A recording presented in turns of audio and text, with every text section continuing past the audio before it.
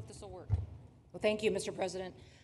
First of all, I want to thank you for putting the safety and the security of the American people first, and the way that you never lose focus on making sure that America stays our priority and that the families that live here get the chance to grow up and to raise their children in communities that are safe and that give them an opportunity to pursue the American dream. This facility here is a fantastic representation of what can happen when all of government works together and when it's accountable to the taxpayers and to the citizens that live here.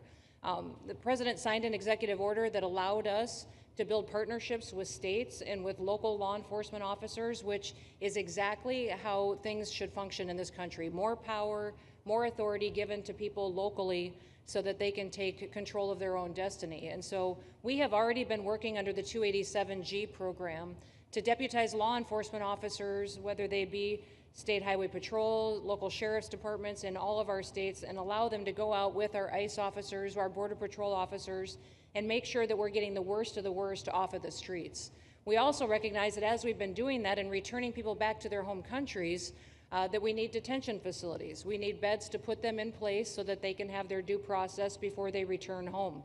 And this facility is exactly what I want every single governor in this country to consider doing with us.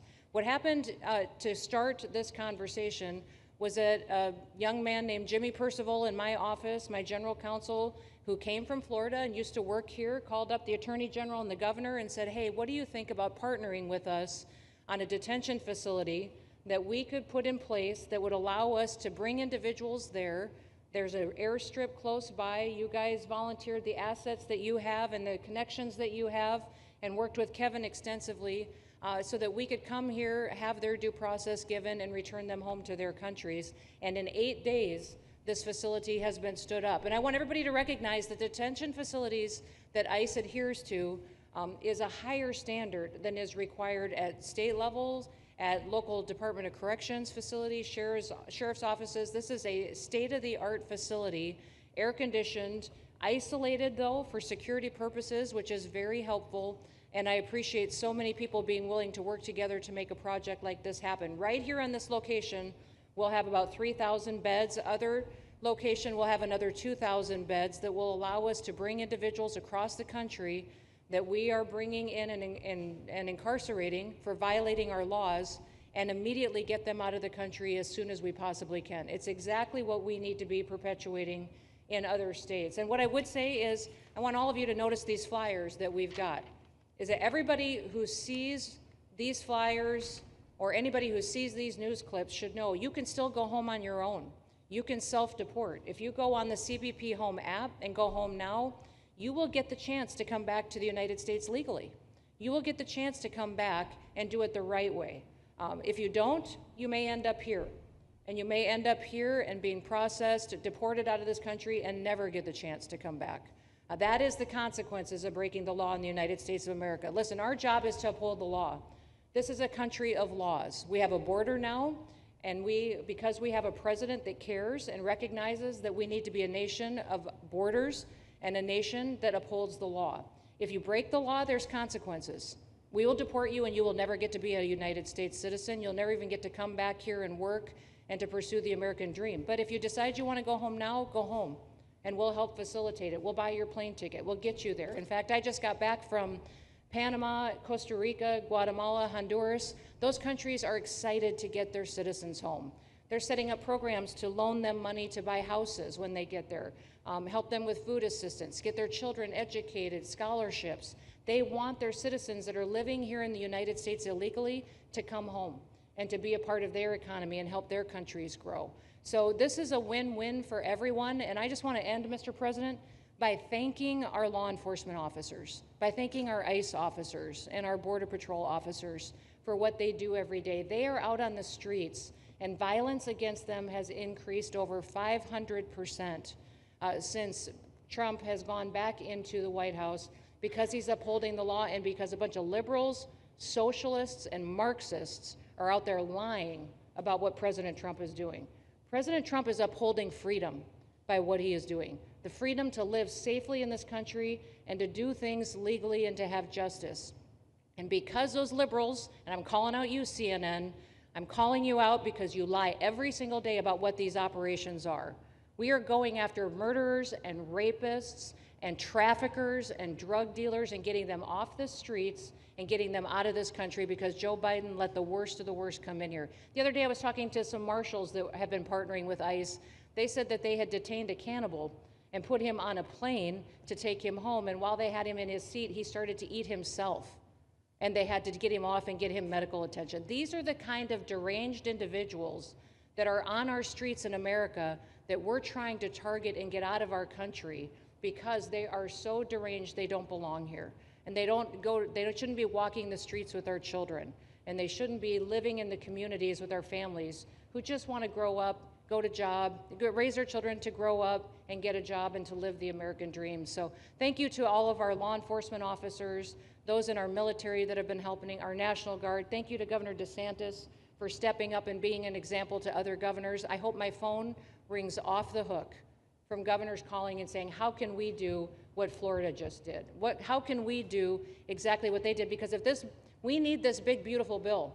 We absolutely have to have this big, beautiful bill that has the funding so that we can continue this operation and we can get those bad criminals off of our streets and have the officers to do it so that when they go out on an operation, somebody's got their back. Somebody's got their back, they can do it safely, and they can go home to their families at night too. So this bill needs to pass through Congress so we have the resources at the Department of Homeland Security to make sure that our homeland truly is secure. And Mr. President, thank you for Stephen Miller. I just want to thank you for him. This guy calls me night and day and tells me all of his wise advice and wisdom, but he's a rock star because he loves this country and he's passionate about making sure that nobody is prioritized over an American citizen. We love everybody. We do.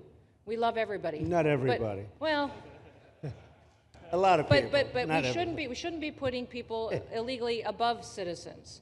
We should be making sure that we do things right, and that's what America has always stood for, and we're an example to the rest of the world because we do it right. So, Mr. President, you surround yourself with great people, and I think that's because everybody wants to work for the greatest president that the United States has ever had, and that's President Donald J. Trump. Thank you very sir. much, Kristi. That's Thank so you. nice. Thank you. Thank you very much. And I have to say that, you know, when Kristi's name was put before me by Tom Homan, by the way, because I wanted him for the border, and somehow I thought that was going to be good in that sort. But he didn't want the upper job, and I said, who do you recommend? Kristi Noem. I said, oh, are you kidding? She's great, but she's such a fine, elegant person. He said, sir, she's tough as hell. I said, are you sure? You are tough as hell, I tell you, and you do it in a very nice way, but you are, if you ever saw her ride a horse, she rides a horse like she should be in the rodeo.